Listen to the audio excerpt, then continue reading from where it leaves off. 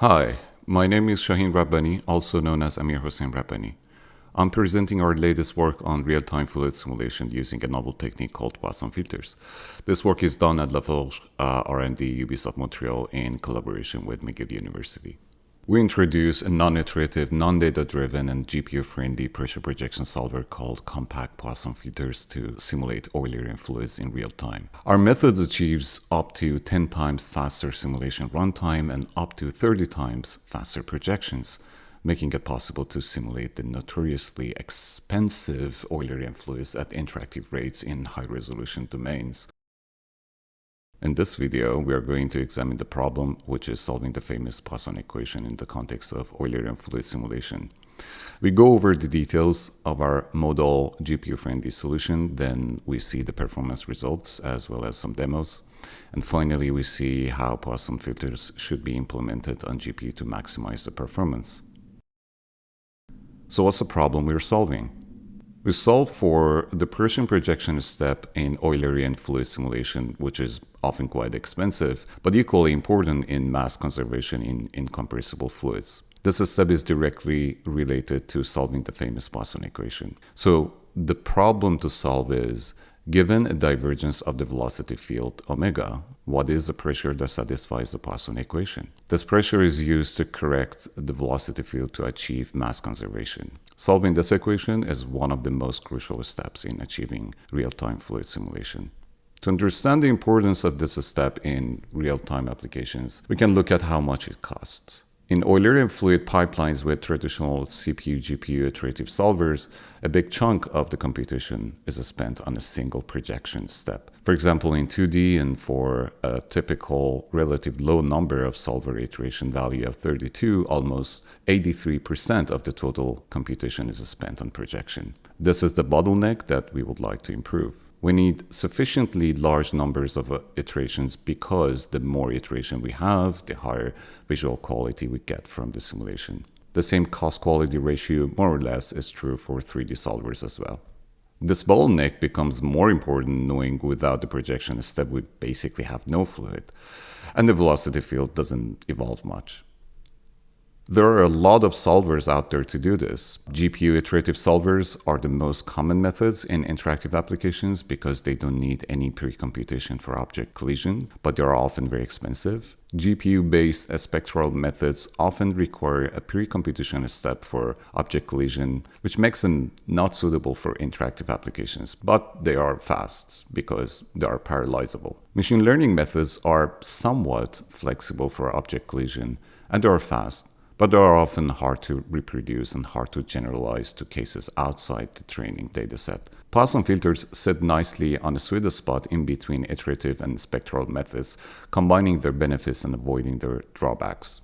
To solve for the Poisson pressure, that is also known as the inverse Poisson equation, we can pre-compute Poisson filters and convolve them with the fluid domain to get the pressure, where each filter takes care of a different spatial frequency in parallel when convolved over the field. This means the final pressure is a modal solution to the Poisson equation. Our filters can be used to solve the heat diffusion problem as well, which is categorized as the forward version of the Poisson equation. Here you see examples of order 50 rank filters for the 2D case to solve for the inverse as well as the forward Poisson equations. These are non-iterative, one-shot convolutional filters that are very much GPU friendly, meaning all filters can be applied to the fluid in parallel, each contributing to the modal solution for certain spatial frequency. Later in this video, we will see how these filters are computed, how they are applied, and more importantly, why they work the way they do. In general, spectral methods approximate the solution, while finite difference methods approximate the equation. Poisson filters sit nicely on a sweet spot in between, where we approximate the solution based on an approximation of the equation. This way, we get the best of the two worlds, meaning all the good stuff from spectral methods like parallelism and all the good stuff from the finite differencing method, like easier treatment of boundary condition when the fluid colliding with the objects. In a nutshell, Poisson filters are local operators mimicking a global solution. Compared to a typical fast GPU-based iterative solver like Jacobi, Poisson filters achieve an order of magnitude faster projection and simulation for a large number of iterations, like 200 iterations in this example, without loss of visual quality. Our method also enforces Neumann boundary condition for both static and dynamic colliders. Poisson filtering is significantly faster than traditional linear solvers like Jacobi, Gas Idle, and PCG. It runs entirely on GPU, is simple to code, it can be used as a drop-in replacement for current iterative solvers and grids. It works both in 2D and 3D. It also works for both cases of the Poisson equation, meaning inverse and forward Poisson. We will show examples of each one in the form of pressure projection as well as heat and density diffusion. Our method supports Neumann boundary treatment when colliding with objects, and we also show how Poisson filters provide a local view to the spectral methods. Okay, let's see how we do it. In the Navier-Stokes equation, we have the zero divergence condition on the velocity field that ensures the fluid remains incompressible. One way to solve this is through the Helmholtz-Hodge decomposition theorem that tells us that the divergence of the velocity can be corrected by subtracting the gradient of the resulting pressure field. To solve this, first we need to solve for the pressure using the Poisson equation, where omega is the divergent velocity. To solve the Poisson pressure equation using the Jacobi solver, we form a linear system Ax equals b, then we decompose A into lower and upper triangles and a diagonal matrix, and iteratively get better estimates for the unknown x through this update step. The benefit of this approach is that we don't have to explicitly compute the inverse of the Laplacian. Also, Jacobi is highly parallelizable and hence GPU friendly. In coding, it actually translates to something very simple. For example, in 2D, given the divergence d for n iterations and for each cell, we update the pressure value of the central cell using its 4 neighbors. In 3D, we would have 2 more neighbors, of course, but let's stick to 2D for simplicity for now. While the inner loop is a small kernel on GPU and very fast, the CPU cycle makes it very slow. So let's see how we can get rid of the CPU side. If you look closely at the updated step, you would notice a recursive structure where xk plus 1 always depends on its previous value while everything else remains constant. So we can analytically compute a convolutional kernel that exactly matches the target Jacobi iteration of k that gives us the corresponding solution xk, which is a solution after k Jacobi iterations. B here is the right-hand side in the linear system Ax equals b. So this way, we effectively replace the iterative solver with one-shot convolution. Let's see how we grew the convolutional kernel. Read this as f of order k. I'll later explain what this order actually means. Okay, let's take a look at the GPU update line that we saw earlier, and let's investigate how the recursive behavior emerges naturally from this line in the Jacobi updated step. Given the input divergence as DC, to get the value of the pressure for the current cell, PC, we need to get its 4 neighbor pressure values at the current round of the Jacobi iteration.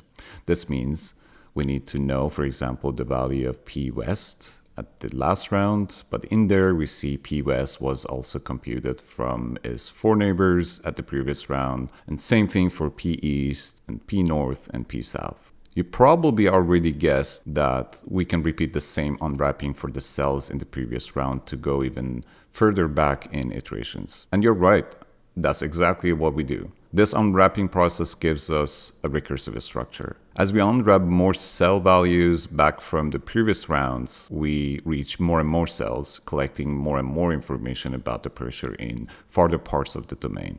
And the kernel emerges gradually. If we do this k times, we get the kernel f of order k that precisely matches the result of a Jacobi solver after k iterations. Remember that this is a backward process, which means if, for example, we are interested in a kernel that mimics 10 Jacobi iterations, we are starting from the 10th iteration and going all the way back to the first iteration.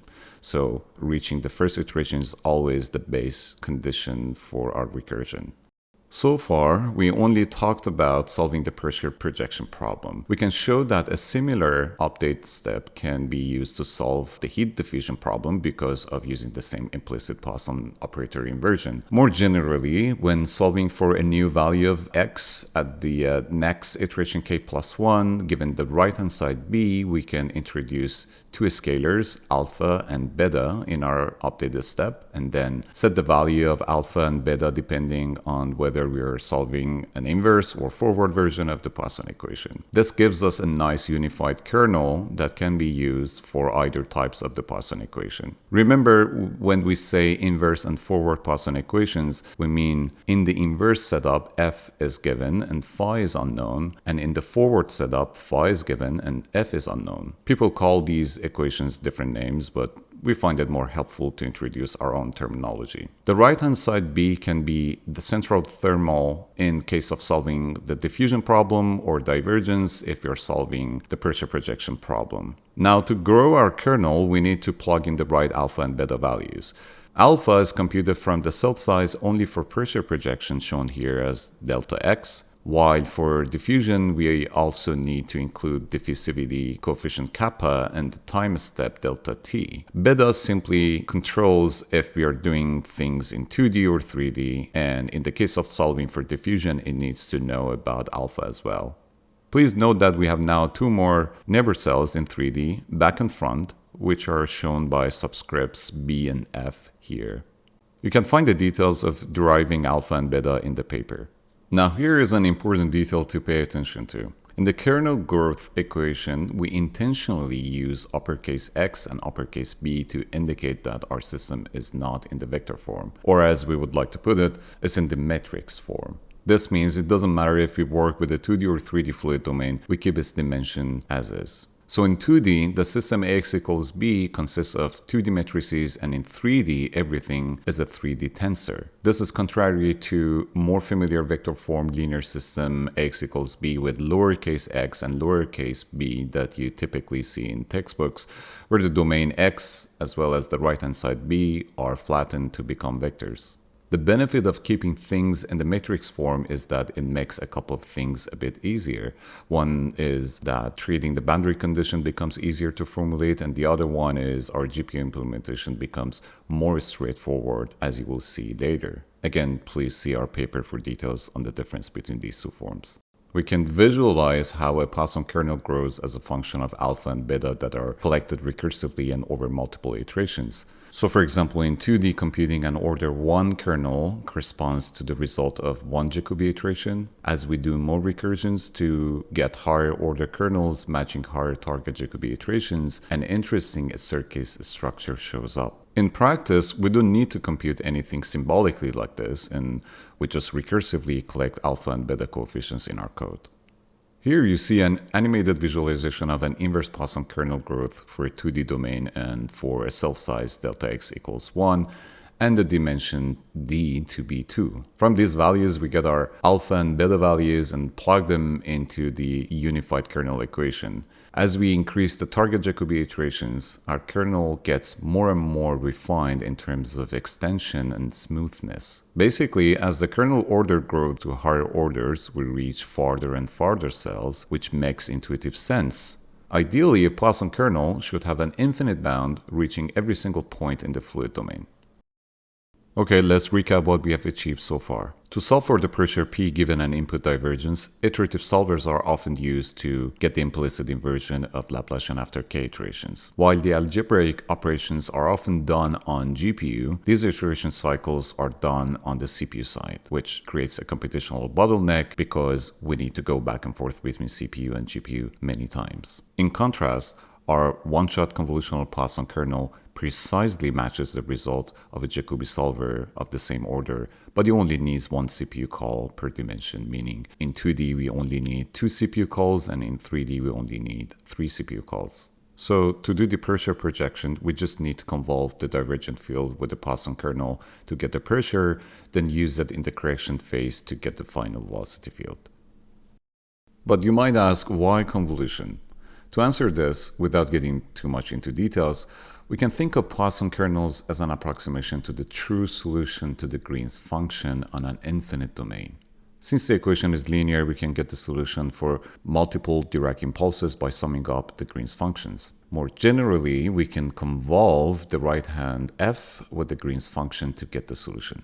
There is a problem though. The full kernel is a dense matrix which is expensive, especially for high number of iterations. What we can do instead is to replace it with separable filters. This turns the O and D complexity into a linear complexity for any rank 1 matrix, but we can easily see our Poisson kernel is not rank 1. This makes us think of a kernel reduction technique to reduce it to rank 1.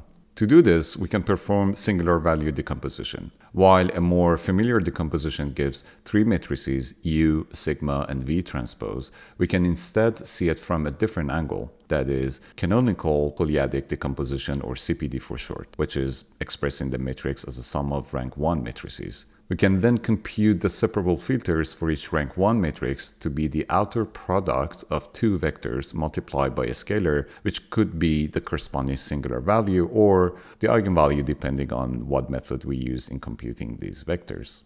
When doing the decomposition of the Poisson kernel, there are a couple of nice things we can do to make using them easier. First, due to the symmetry of the Poisson kernel, the separable filters are also symmetrical for each rank, which is why each pair of filters are shown here with the same color. This means we only need to store one filter for each pair in memory instead of two. Second, we can absorb the singular values directly into the filters by scaling them by the square root of the corresponding singular value. This gives us a more compact representation, which makes the implementation of the convolutional passes easier. To generalize the decomposition from 2D to 3D, we are in trouble though. If we stick to the Tucker view, then we have HOSVD, which stands for higher order SVD. In 2D, we could establish a direct connection between SVD and Tucker view to get the CPD, but in 3D, such connection is not well defined. This is because rank is not well defined for tensors in 3D. To make matter even worse, eigendecomposition in 3D is NP hard. So Tucker view is not very useful in 3D and we need a different method. An alternative to higher order SVD is a special CPD method called symmetric CP, which is compatible to our 2D case in getting the separable filters. Higher order SVD and symmetric CP don't necessarily produce the same results, and each one has its own pros and cons. Higher order SVD is more accurate but not very useful to compute the separable filters, while symmetric CP is useful but not as accurate numerically speaking. It also needs to meet certain requirements such as tensor symmetry for the best results. In our case, we are in luck because Poisson kernel is symmetrical. So we can use symmetric CP to get explicit eigenvectors, which after absorbing the eigenvalues gives us our separable filters in 3D. Although the downside is that symmetric CP is not very accurate, in practice we saw symmetric CP works actually pretty well for the problem.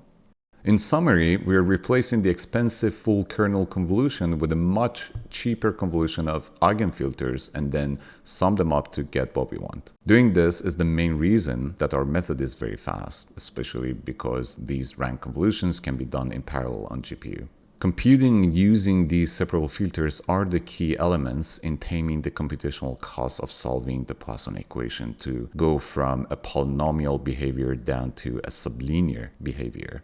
The ODN complexity means we get order of magnitudes speed up compared to iterative solvers, which only gets better as the fluid domain resolution and the target iteration go up.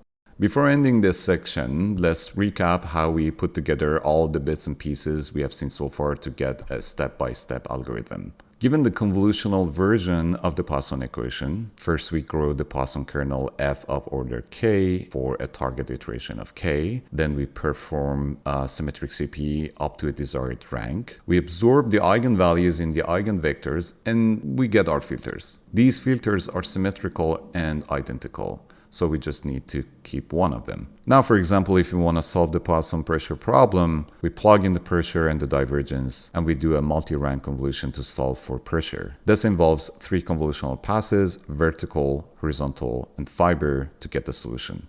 Okay, let's see how we use the filters.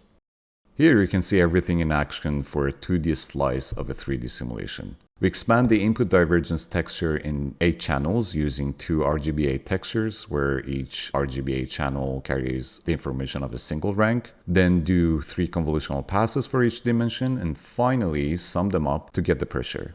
The textures you see in this clip represent the results of low-pass to high-pass filters, from lowest to highest frequency, from left to right. As will be explained later, it's important to feed each convolutional pass with the output of the previous pass.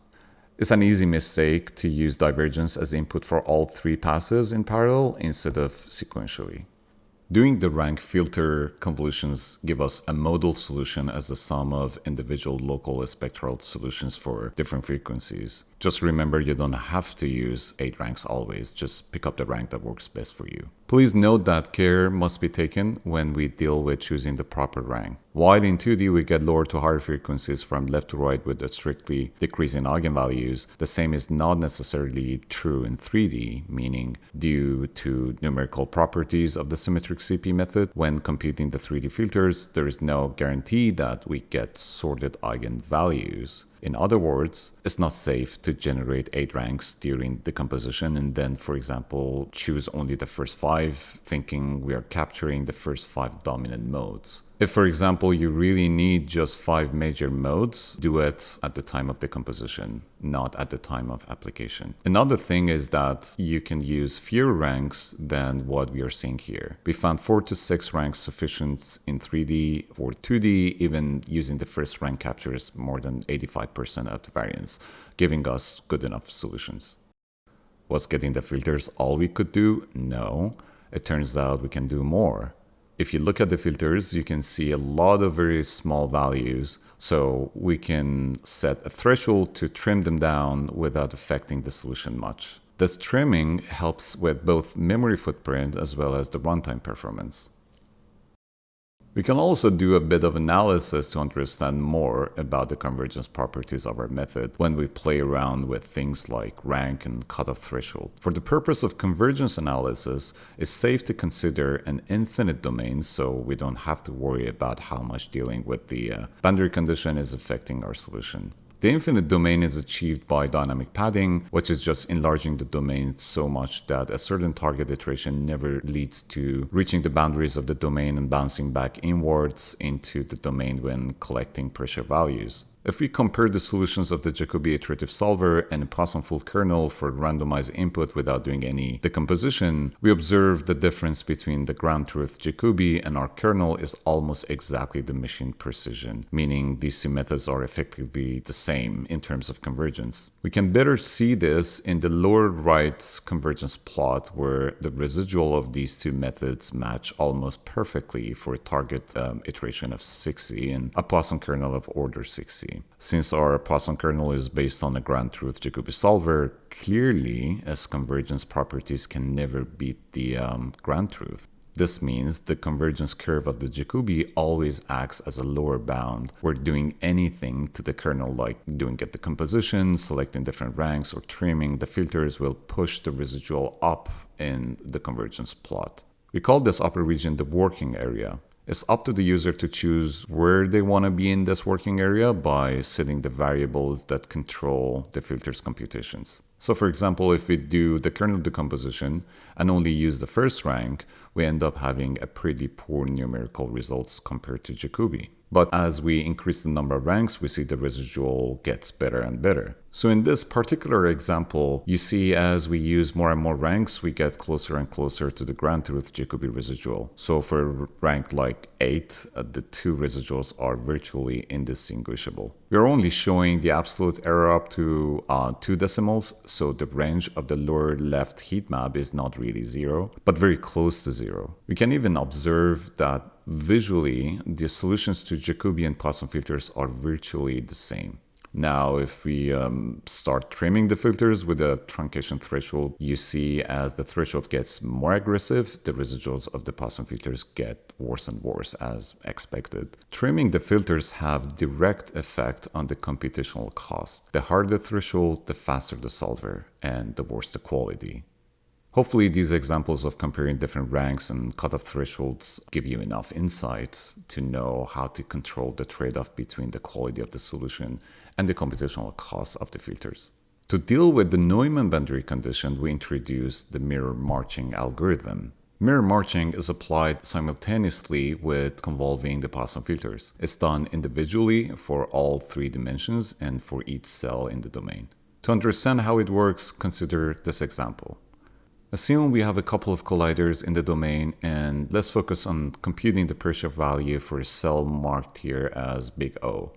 This diagram only shows a 2D slice of a 3D domain, and we're only studying what happens to a horizontal filter, but you get the idea.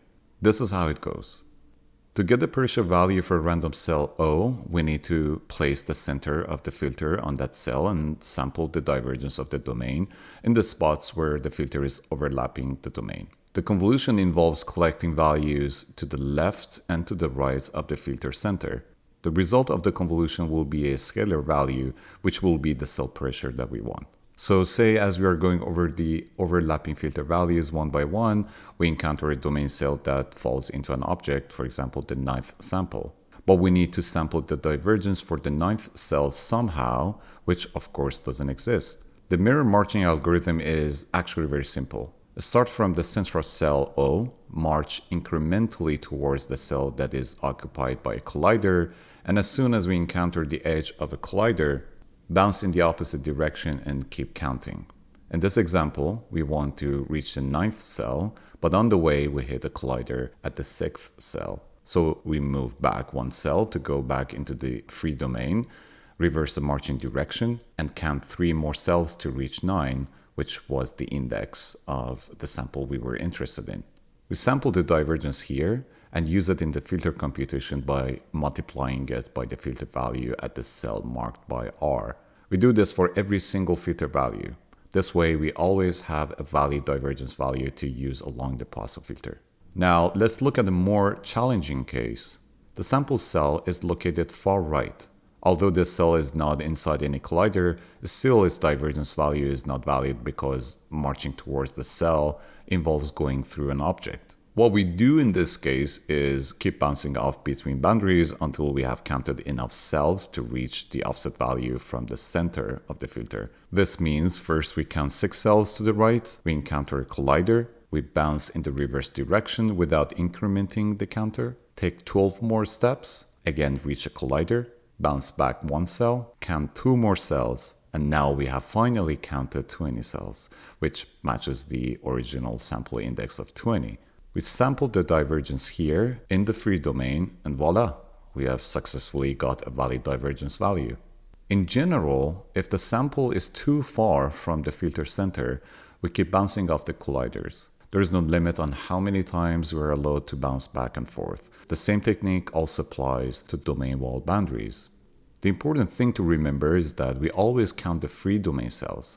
So when we bounce at the edge of an object and move 1 cell back, we don't increment our counter. The mirror marching method ensures the neighbor cells at the boundary, one inside the collider and the other outside, have the same values, which satisfies the Neumann boundary condition. The mirroring technique is basically a reflection method, very similar to what's used in spectral methods, but we don't need the pre-computation step unlike the spectral methods. This makes our algorithm very suitable for interactive applications where any collider with an arbitrary geometry can enter the fluid domain, move around, and affect the fluid behavior. We studied the effects of Poisson filtering in the fluid domain while doing the mirror marching and compare it to the ground truth Jacobi. In both cases, we use a spherical collider in a 3D scene and get a 2D slice to do our analysis. As you see, the results are closely matching, especially when we look at the SSIM, which is the structural similarity index. We see very little difference between the two.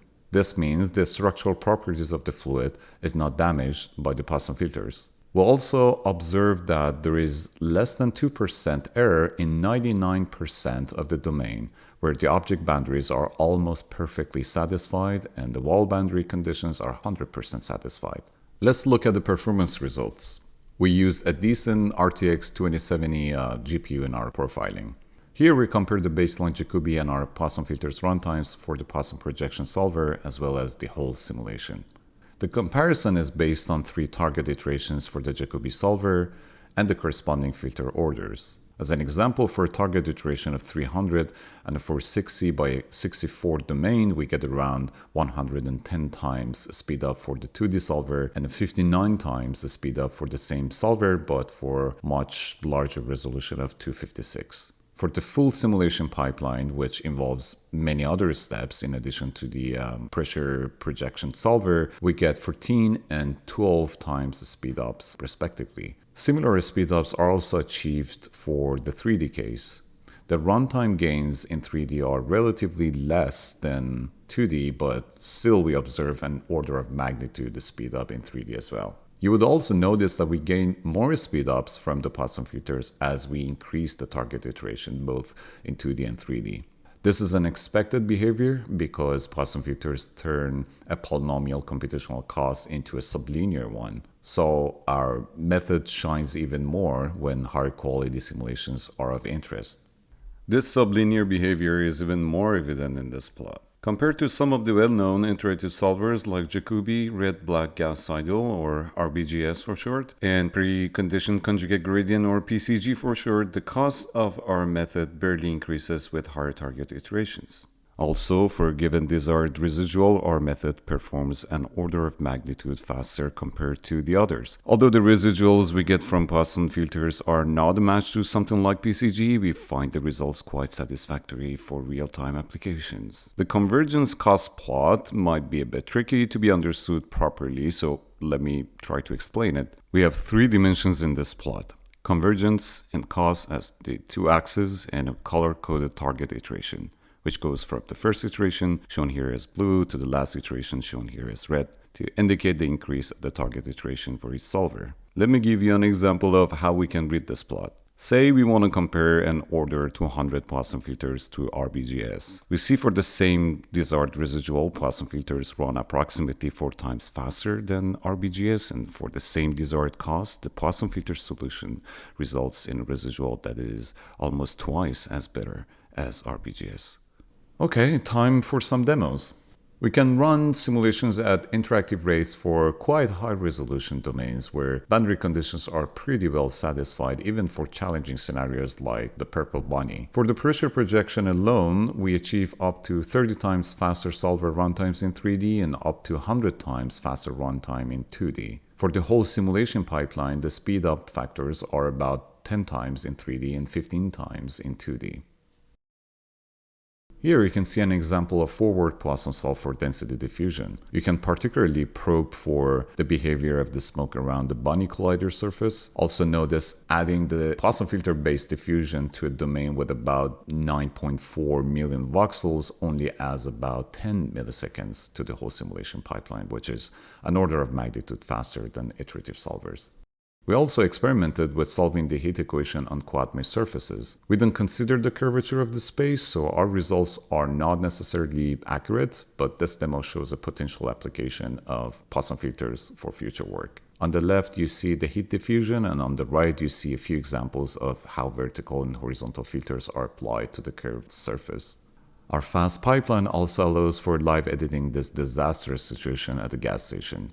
There are 2 huge volumes in this scene. The volume containing the car has around 11 million voxels, and the tanker in the back has around 5 million voxels. We can move the domain around to experiment with the scene until we are satisfied with the effect. Running the simulation at interactive rates is very useful for VFX artists to quickly iterate on their ideas. Another hypothetical example is this scene where you see a swinging tire on fire hanging from a branch. Any object in the scene can be a collider or smoke or heat emitter. The artist can switch the role of the tree from being a collider to an emitter, then play around with the simulation parameters such as smoke dissipation to get an immediate visual feedback. The scene is also a tough example to stress test our Neumann boundary treatment through the mirror marching algorithm because the smoke has to make its way through the tree leaves without too much dissipation. We have also made a fun demo where you can use a gamepad to set anything visible on fire. The flamethrower has a mechanism to spray and deposit a pre-mixed fuel on any surface in its reachable surrounding and then set them on fire. The fire burns according to an adjustable fuel burning rate until it runs out of fuel. The cool thing is we can set any object in the scene on fire without any pre-decided scripting. This prototype is as close as we could get to a genuine gameplay. Now in this demo, we use a gamepad to control a character through a smoke field where the character's skin mesh collides and perturbs the smoke. Because the human collider geometry is constantly changing, we're not using simplified geometry like a cylinder as the collider here. Instead, we actually process the skin mesh of the character at each frame to get the accurate collider geometry, then use it in the boundary treatment step. And here is another fun demo where we use the same technique to extract an accurate emission mask of the character's skin geometry and use it to emit fire and smoke. I'll let you enjoy watching the Burning Man for a while.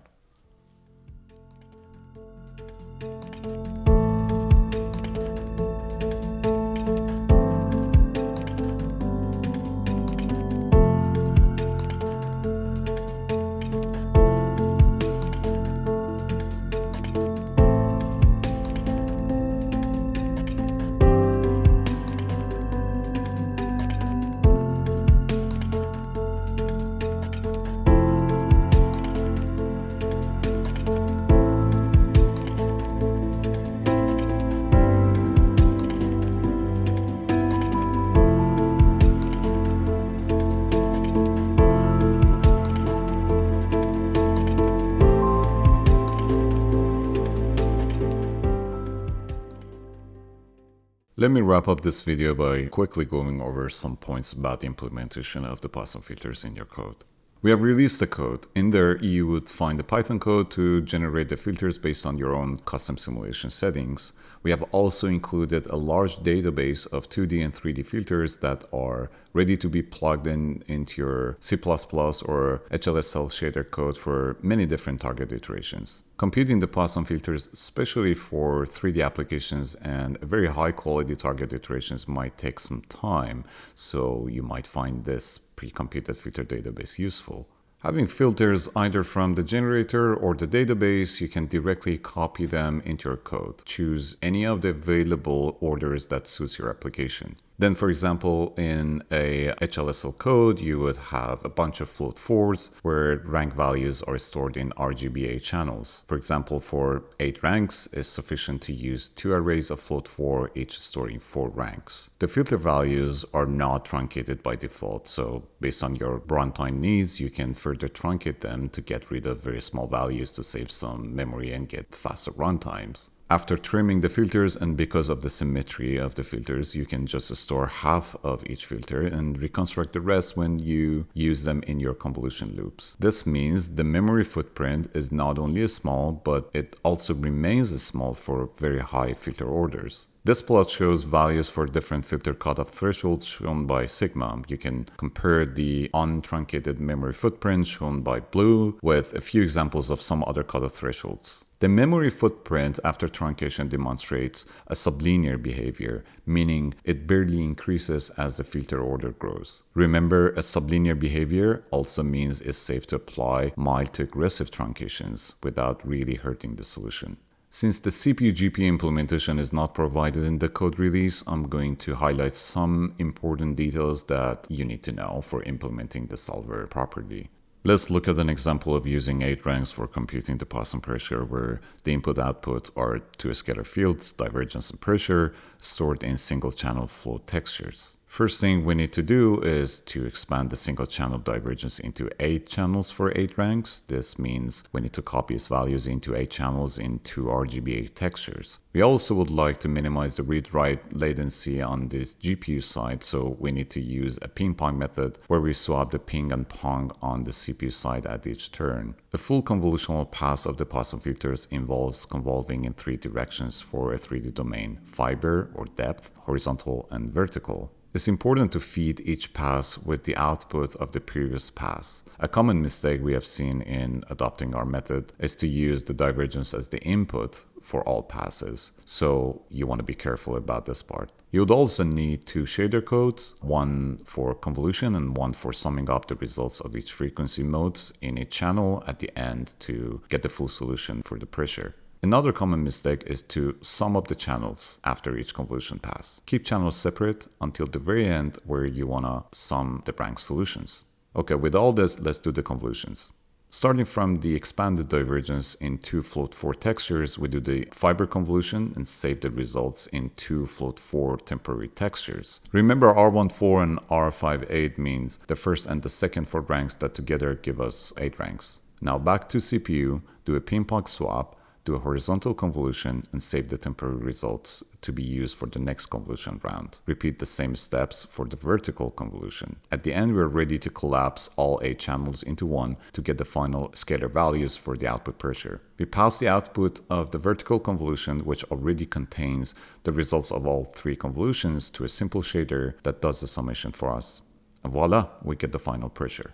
Doing a filter convolution in the shader code must be pretty straightforward for most people familiar with GPU programming. That being said, it's a good idea to go over some details because seemingly small details can have a huge impact on the optimum performance that you want to get out of your solver. To be consistent with our hypothetical example of using 8 ranks, first we need a bunch of float 4 variables to hold the results for convolutions, as well as the filters and the domain samples. We keep them divided into 2 groups, R14 and R58. We define macros to use the same shader for both rank groups. This helps with the speed up because we keep the filter values accessible directly in the same shader instead of sending the data through buffers. Next is setting the variables for the convolution loop. For a hypothetical case of Poisson filter order of 60, the full filter size is 119. It's also convenient to define a half cut, which controls how we want to trim the filters in the truncation step. It's called half cut because we only need to worry about the indices on one half of the symmetrical filters. Alternatively, you can copy already truncated filters into your code, but generally speaking, it's a good idea to have the full filters in your code and use half cut to experiment with the truncation value to observe their effect on the fluid's behavior. Remember to hard code these values and use cons for efficiency. Now for the convolution loop. Starting from top, we want to compute the pressure for the current cell. So we need to make sure the middle of the filter is exactly aligned with the current cell. So we set up the loop such that the offset starts from the leftmost index of the filter after truncation all the way to its rightmost index. Filter values are the same in all directions, so we just need to construct an int3 for the offset ID that only traverses the current direction of interest. We then use this offset ID to sample the input domain as well as the filter value corresponding to those sampled cells to do the convolution step. The sum variable keeps track of the accumulated values so far in the convolution loop. Please remember this is a typical filter convolution sum that works with float 4 textures and shouldn't be confused with the final channel rank sum, which must happen in a separate shader. It's also important to use unroll for the loop when compiling the shader to get the best performance. And that's it, you should be good to go. What we haven't covered here is the implementation of mirror marching. You can see our paper for the pseudocode, and you can find a Python implementation of the boundary treatment in the release code. You can check out our repo for multiple demos, Python implementation of the boundary treatment and filter convolution, and functions that help you with performance versus quality analysis. The repo also comes with a detailed documentation that presents mathematical context of different functions if needed. There are also practical tips on how to use the filters properly for the best results. So what's next?